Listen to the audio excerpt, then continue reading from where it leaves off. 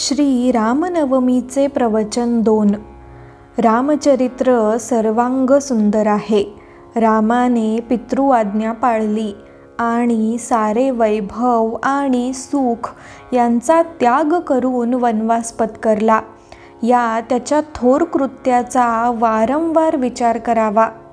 केवढा हा त्याग, किती हा संयम, किती असामान्य पितृभक्ती, काय निर्लोभता, काय कर्तव्यनिष्ठा, या प्रत्येक गुणाचा विचार करावा आणि आपण तसे वागण्याचा प्रयत्न करावा.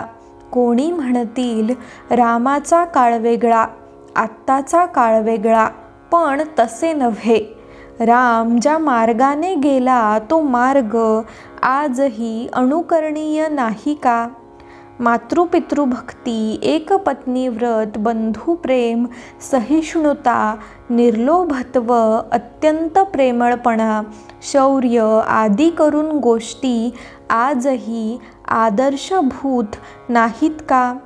सत्यनिष्ठा आजही मान्य आणि स्तुत्य नाही का? काळ वेगळा असला तरी नीतितत्वे सर्व काळी अबाधितच असतात. म्हणून रामचरित्र सर्वांना सर्व काळी आदरणीय होय. रामचरित्रात महत्त्वाचा भाग भक्ताच्या चरित्राचा आहे. म्हणून भरतादिक रामभक्त यांच्या चरित्राचा अभ्यास केला पाहिजे. रामायणात भरताची भक्ती अपूर्व आहे. रामाजवळून भरताने पादुका मागून घेतल्या. त्या पादुकांना साक्ष ठेवून भरताने अकर्तेपणाने 14 वर्षे राज्य केले. तसे आपण जर प्रपंचात वागलो तर किती आनंद होईल. राज्यपदात खरे समाधान असते तर भरताने त्याचा त्याग केला नसता. पण त्याने राज्यपदाचा त्याग करून तो रामपदी रत झाला, हेच त्याचे वैशिष्ट्य. भरताचा प्रपंच म्हणजे त्याचा राज्यशकट.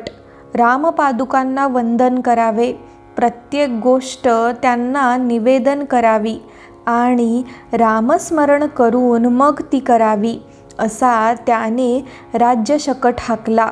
तसेच आपणही प्रपंच रामस्मरणपूर्वक करावा.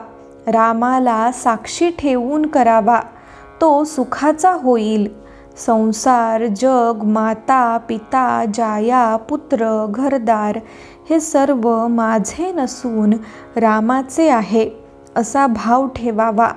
पुत्रकलत्र माझे असे म्हणतो, पण खरोखर माझे असते तर त्यांच्यावर सत्ता गाजविता आली असती, पण तसे करता येत नाही. म्हणून हे सर्व भगवंताचे आहे हे पक्के समजावे. लक्ष्मणापेक्षाही भरताचे चरित्र प्रापंचिकाला जास्त आदर्शरूप आहे.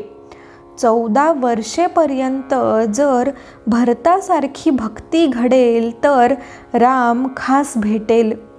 प्रपंच परमात्म्याचा आहे असे समजून केला तर तो बाधणार नाही. जे जे घडते ते ते भगवंताच्या इच्छेने घडते, ही भावना करणे ही परमार्थातली पहिली पायरी होय. आपल्याला झोपेतून हात धरून कोणी उठविले तरी ते भगवंताच्या इच्छेने घडले असे वाटले पाहिजे. ही भावना इतकी तयार झाली पाहिजे. एक भगवंताचे नाम घट्ट धरावे, त्यामध्ये अति उत्कटता ठेवून एकतानता करावी आणि स्वतःला पूर्ण विसरून जावे. मी नाम घेतो हे देखील विसरून जावे. हाच खरा परमार्थ होय. रामाला अगदी विनवणी करून सांगा की रामा, आता मी तुझा झालो. ह्यापुढे जे काही होईल ती तुझीच इच्छा मानून मी राहीन आणि तुझे नाम घेण्याचा मी आटोकाट प्रयत्न करीन.